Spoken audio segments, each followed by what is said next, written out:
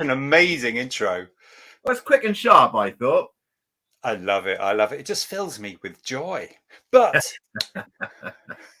this should be the real intro. Welcome to TalkPAD, where we talk positively about dyslexia. And do you know what? In the future, from now on, we're going to say that in unison, so that it's like a chorus of voices talking positively about dyslexia. Wouldn't that be amazing? A little bit of practice afterwards, maybe.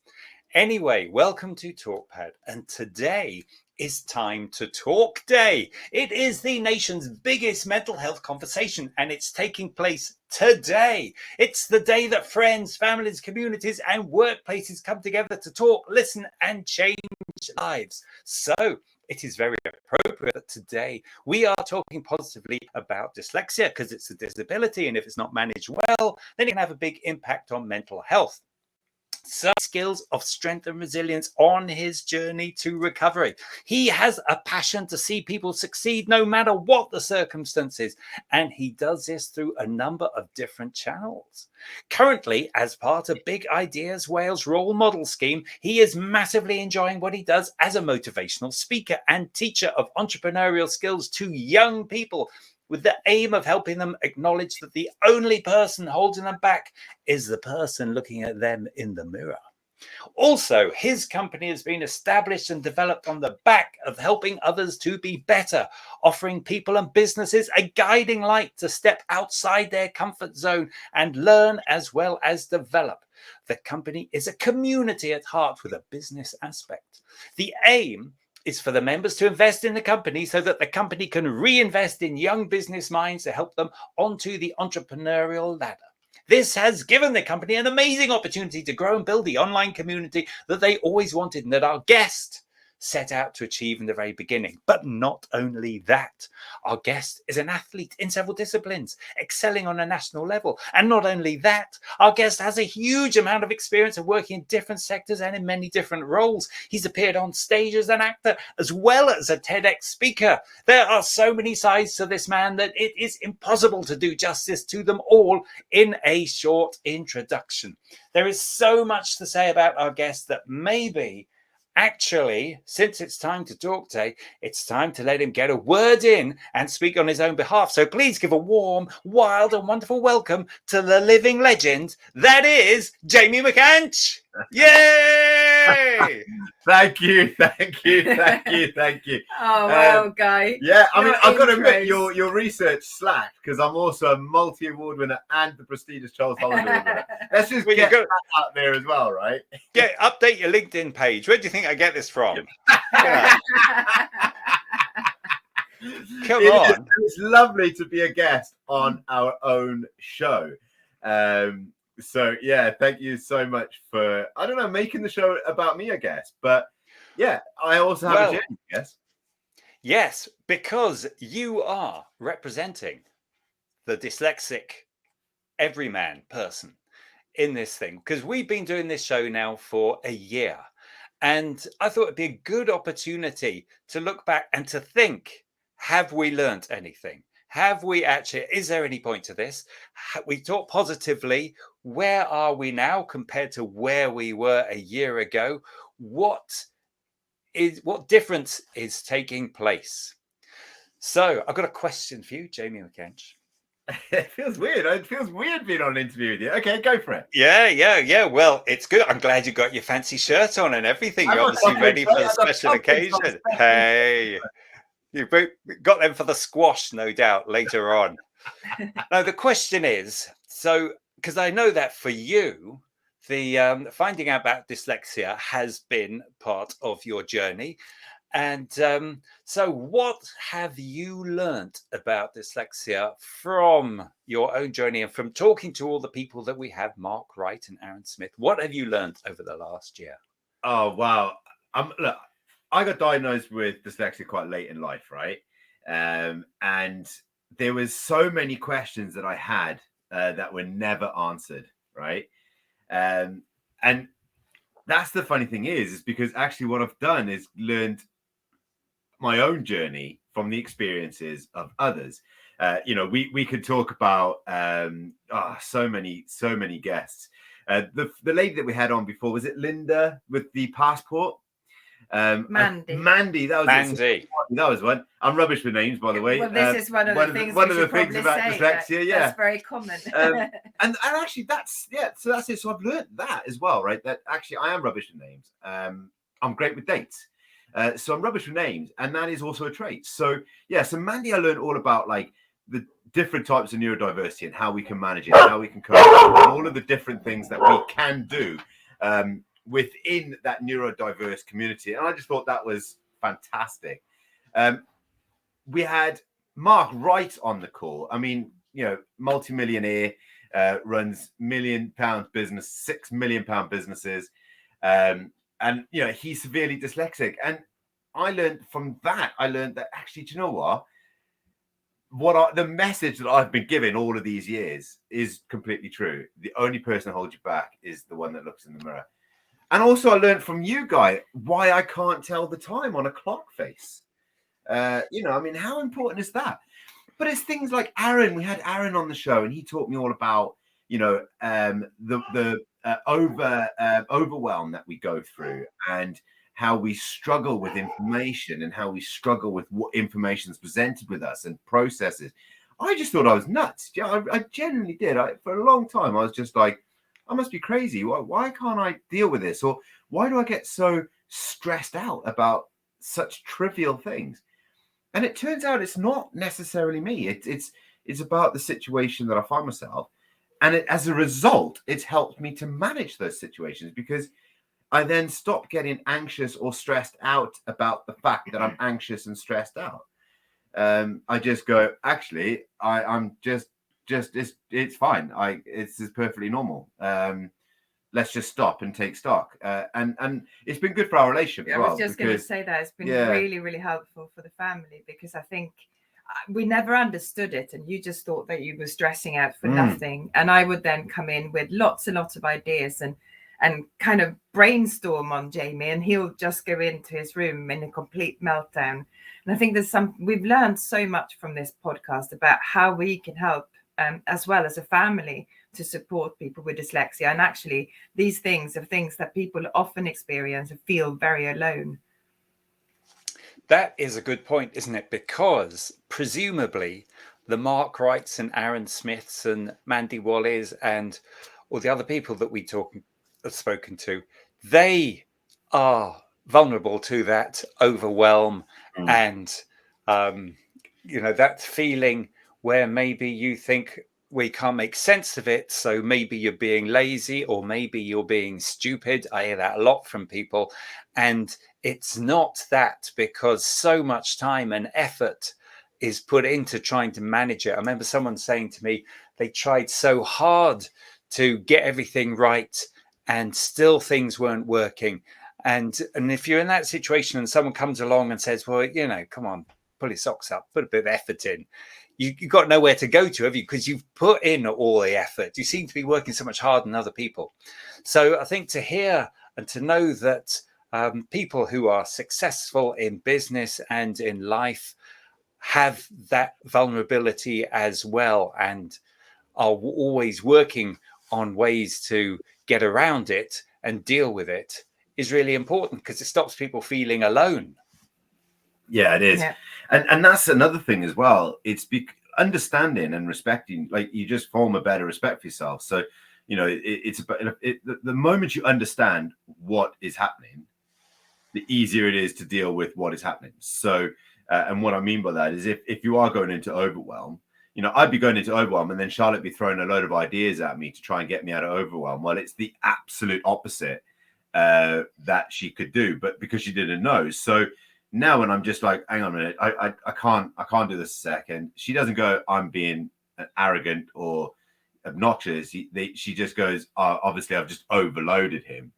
And she does it at the most random of times, and she still catches herself out. And I just have to go, like, babe, I've just opened my eyes, or I'm not in the brain capacity to deal with it now. And then she'll just go, oh, okay, cool, I'll speak to you about it later. So it's just it's taken the friction out of the situation in leaps and bounds, isn't it? Yeah, and it was quite interesting. I was talking to Lady Adi, who's an author and publisher, who got diagnosed and dyslexic, and she got diagnosed very late on, and we had her on the show. But it was through her daughter, when they picked up from her daughter in school. And she said to her daughter, but that's how everybody reacts, isn't it? And the daughter said, no, it's not. It's only those people that are dyslexic, Mum. They react like this. And she thought, right, okay, I better go and check myself out, because she'd been fighting it all these years, and especially with reading. And it was so lovely to see her the other day, because she was reading one of her own books, but she was very nervous about it. And she's such a confident lady. And it just overwhelmed the fact that she might get the words wobbled up. And that's something that we see a lot of, I think. And you guys come across this all the time, that people, when they're going to have to do presentation or when they do something, they get wobbled up with the words. We had another person on the podcast who also find that they kind of got stuck in their ways and completely forgotten what they were going to talk about. And that's also something that's very common, isn't it? Yes, that dealing with that. Well, it's two things, isn't it? Dealing with direct questions, which scrambles the brain, and having to, I suppose, if you've got to do something in front of a lot of people, and you've got to think about, what you're going to say. It's one thing.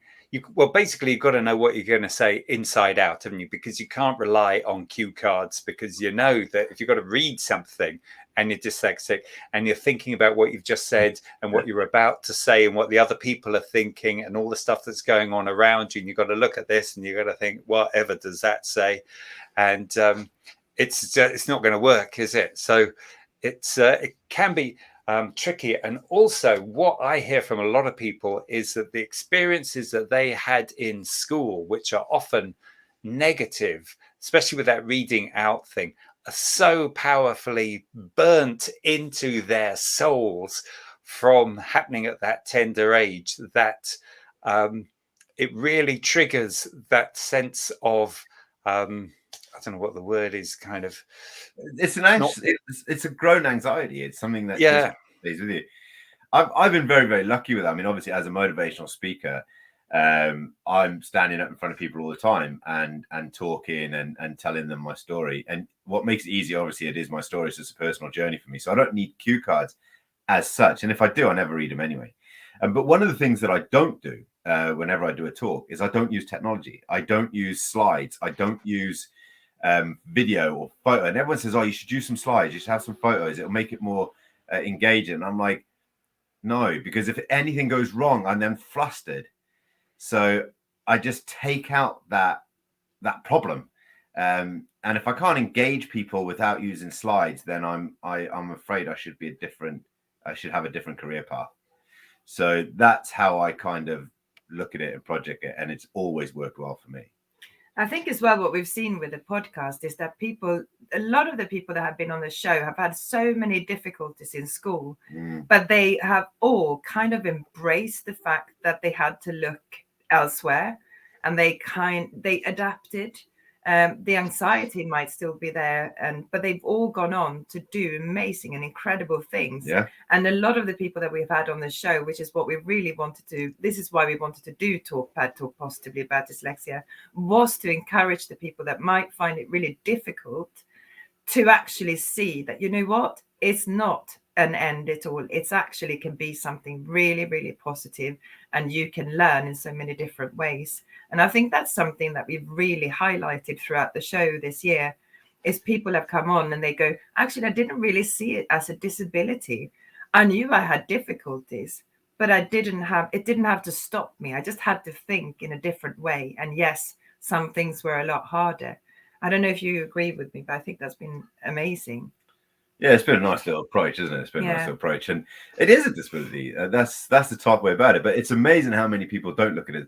But then saying that, I know people who are, they've got hearing difficulties, and they don't look at that as a disability. I know people that are, everybody who wears glasses has got a form of disability. They're visually impaired. So, but because it's become the norm, it's not a disability, and which is okay. It's okay if that's how they want to view it. But it's also what we need to do is get people to understand that actually it is a disability. And the reason being is that then protects people coming up behind them. So people who are going into working environment and say, look, I'm dyslexic, instead of the attitude with, yeah, so it's, all right, okay, so you're covered under the Disability Act, right? Let's help and support you, and let's play it as a positive perspective rather than just going, so you're dyslexic, that's great, I'll wear glasses, you know, what do you want to do about it? It's that familiarization with it that actually to get the best result, you need support. And you can't get glasses for dyslexia. So, you know, if I've got hearing impairment, I'll wear a hearing aid, and I'm no longer disabled effectively because now I can hear. Same with glasses. So if I have a support with dyslexia and I have the right equipment supplied for me, I'm no longer disabled. I'm now able to achieve what I want to achieve. So it's creating the right enabling atmosphere that I think is important. And I think that's what I'd like to think. That's something like what we're doing. I think though there's a couple of problems that people encounter in terms of managing dyslexia. Is firstly, a lot of people cover it up because well, there's embarrassment, isn't it? There's humiliation attached to it. So people don't want, also no one wants to be defined by a single thing like that, do they? You don't want to be regarded as, oh, he's a dyslexic one, because then people can make fun of you. So people cover it up quite often, and that's up to them. The other thing is that, you know, when you mention about glasses, is that people see someone wearing glasses and they think, all right, that helps them with their vision. They don't know, the general public, it seems to me, does not know what the reasonable adjustments for people with dyslexia look like. So what happens is that people are in the workplace and things aren't going very smoothly, and they say, oh, you know, it's not going smoothly, I think I need a bit of help here. And HR don't know what to do, and their managers don't know what to do. And sometimes they say, tell us what you want, we'll help you. And they go, well, I don't know. Why would I know? You know, why don't you know? And it's really difficult, because if you know, when you look at a building that's got steps and you see a ramp, you think that's a reasonable adjustment, isn't it, for people with mobility difficulties? So then if you're working in that place and someone phones up for a job and they've got a physical disability, you think, all right, we'll use the ramp. But for people with dyslexia, nobody knows. And what happens is it paralyzes the HR departments. So a lot of the people that I get to talk to are waiting months and months and months for reasonable adjustments to be put into place, and it grinds them down, makes them really miserable, because they're struggling all that time. So our mission for 2022 is to make reasonable adjustments more visual and get people to know what they are. We're positive about dyslexia. Do you know what though? Do you know what? I've got to say something positive. I heard this wonderful story the other day from someone with dyslexia and ADHD, and what they told me was that they'd done a degree, they didn't know what to do with themselves, they'd done it in French and art, and so they thought, oh, I'll go into teaching, so because that's what happens when you can't think of anything else quite often. So they were quite inspired by the idea. So on the last possible day to apply, they phoned up, got their interview while they were on the ferry to Ireland, passed the interview, and they said, on the phone, they said, you have to come in next week for the day experience kind of thing, see if you're a suitable candidate. So they got themselves a nice suit, turned up on the day, arrived there, and they hadn't looked through all the paperwork that came with this stuff. So when they arrived, the people said, all right, first thing you've got to do is write a 2,000-word essay. So, all right, okay. So borrowed a pen and wrote a 2,000-word essay. Then they said, it's lunchtime now. So then after that, you'll be teaching a lesson. And there were 18 candidates, and all the other people were saying, so what are yours about? What's your lesson going to be about? You know, what are your resources? Got your slides and everything? They didn't have anything. So I said, oh, I'm just going to nip off to the bathroom for a minute. So they spent 20 minutes thinking, what can I do to teach this lesson? I'll do it like this, do it like that. Came back. They were the last person of the 18 to have to deliver their lesson to everybody, and they saw all these wonderful, you know, PowerPoints, all this technology in play, and they're thinking, oh, I wonder how mine's going to be. So then they did their lesson, all went well, and they heard afterwards that theirs was the best lesson. It was most engaging. They just used a whiteboard, borrowed a marker pen, used a whiteboard, and it shows what you can do, doesn't it? You don't have to go the conventional way, because often the information is already in there. You haven't got to spend weeks building it up. You know, it's in there. You can regurgitate it in magical ways if the conditions are right. And right.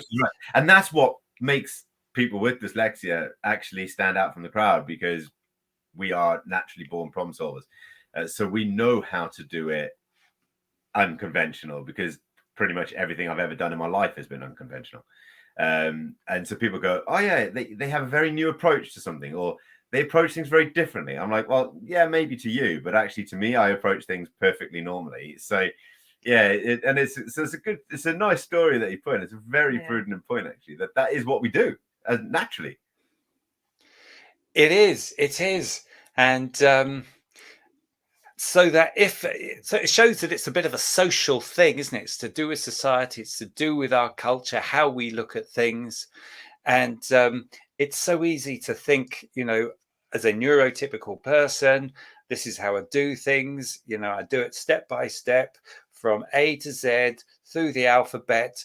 And if it works for me, let's impose it on everybody. It's bound to work for them. That is it's easiest thing to do. And I've made that mistake myself in the past. And I think it's a lesson for management that actually you have to get to know people and find out how they do what they do, and have an ongoing discussion about how people, if you've got a team working for you, you can't just say, go and get on with it. I think you've got to say, get on with it, but keep in touch with them. So if they need support, you can give them support. If they need you to lay off, you can keep back. It's about trust, isn't it? It's about communication, and it's about having a clear idea what the outcomes are, so that you know that everybody is going in the right direction, and you know when you've arrived. I think that's a massive learning from the podcast and from other things as well that we've done, because I think if you just open up to the person and ask them also what's going well and what's not going so well, you as an employer can actually, realize that maybe there's some things that can be put in place so you can help them along the way. And the results that you get from that is much better productivity and much less staff turnover. And, that's priceless to any business. And I think that's something that a lot of businesses, especially big corporate businesses, don't sometimes take time to look out for. And that's why they have the high staff turnover, and lots of people are unhappy in their work. And we do, quite frankly, spend a lot of time at work. So we should be happy to go to work. And that's something that I'm hoping that little things like this that we do with the podcast and making awareness of things really will help to other people that are out there who run businesses, and also people that are employed, of asking for help and being brave enough to not have to hide things. Yeah, it does take a bit of courage, doesn't it? I think at times, and that's hard if you're feeling stressed, anxious, and if you're not performing well. But what I've heard from people is that from listening to this podcast, they've thought, yes, I recognize a lot of those things. It's not just me. So it's not me being lazy, stupid, or whatever. It's that dyslexia is a thing. It has to be managed. And if we do it right, then things will be okay. It's a question of how, isn't it? Not a question of anything else. It's just, how can I get this outcome that what? How can I get to the top of Everest if I want to? Easy, mate. One step at a time. Now, look, I'm pretty sure you got some more questions on that little chalkboard of yours, right? Because I know you're a man of questions. So what else have you got written down there? Well, interestingly, I haven't got questions. I have got 5 top tips, because I see the clock is ticking and time is obviously not as freely available as we would like it to be. So I've got my 5 top tips of what I think is really important to consider. And so the first one is talk about it, which we have done, isn't it? It's keep it part of the discussion. Yeah. And I think it's hard for those people who don't want to talk about their dyslexia, who are not confident. That can make life complicated for them. So it does help, doesn't it, if you're feeling self-confident about how things are. Would you agree? Yeah, but you know what? Sometimes as well, you can find that people actually that come on the show and they've had that breakthrough, and just by talking to us or listening to the podcast, they've actually had that breakthrough. Sorry. Yeah, I'm the guest here, right? So, yeah, no, of course. What was the question again? Sorry. Is it your experience that it is a positive thing to be open about your dyslexia? Yes, that's true. See, I forgot what you said because that's the way it is. Yeah, do you know what? Like, I'm quite open, honest about it anyway. And if people criticize me for it, they criticize me for it. That says more about them than me. I'm open and honest about the fact I've got dyslexia because it's not an excuse. It is a fundamental reason. So, yeah, I think if the more open and honest people can be, the better it will be. And actually, I think if anyone has any criticism about it, it definitely says more about their inabilities to blend into society than it does about mine. My second point, I think you're going to like this. Stop beating yourself up. Because people do. I hear people all the time. They say, oh, things didn't go well. So, I know I've got to try hard and all this sort of thing. They take all the blame on themselves, often completely erroneously, I think is the word. I think it's a temptation. Is that your experience? Yeah, it is. I'm actually very good at letting things go, right? I'm very good at going, do you know what? It didn't work. Let's look at it from a different approach. I'm very good at actually being easy on myself. However, there are times when actually I could kick myself all over or up and down the street for being an idiot, things that I've done or things that I've forgotten to do or things that I haven't done because for whatever reason. So yeah, that is a big one. And it is difficult to not blame yourself because effectively it is you responsible fundamentally. But yeah, you've got to give yourself, cut yourself a bit of slack. I always say this to Charlotte, actually. I always say, would you speak to someone else the way that you speak to yourself? And the answer is generally no.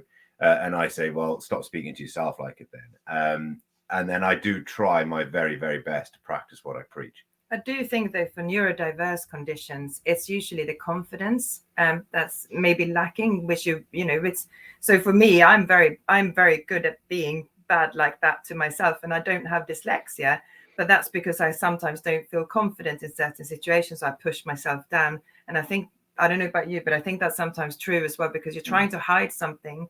You're trying to hide your neurodiverse condition in your workplace or something like that. So therefore, you're going to beat yourself up when you can't do it because you don't think you're good enough.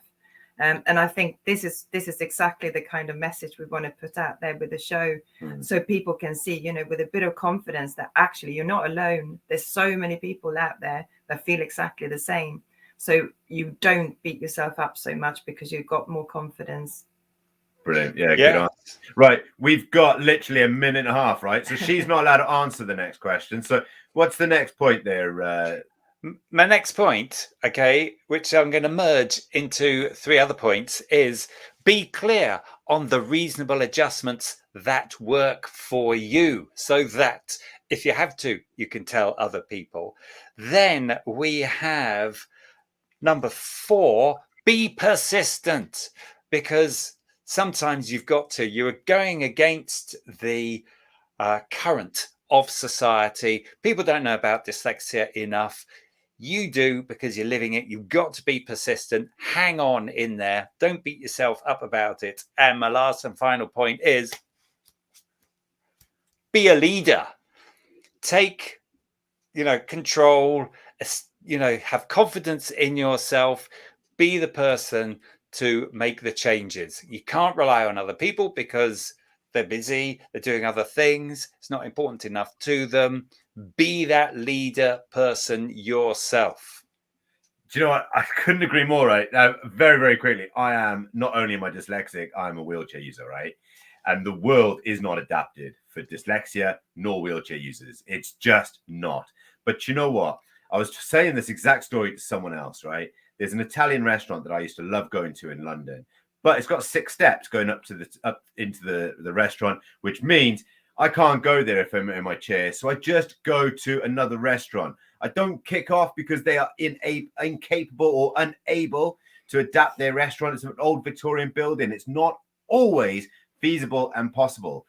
So understand that actually people, they don't think about dyslexia. They don't think about wheelchair users. They don't think about these things, quite frankly, because they don't have to.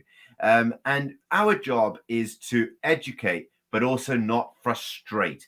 Because if we go in there with the wrong attitude, not only will they then no longer, they will still think of it, but they'll think of it in a negative way. So when you go somewhere, just say, look, as a top tip, have you thought about doing this? Because I'm dyslexic, and I would actually get a lot better if your menus were in large print. But not only that, you'd also then be able to help people that have got visual impairment. So it's a massive benefit. It'll give them an idea. They may not do anything about it.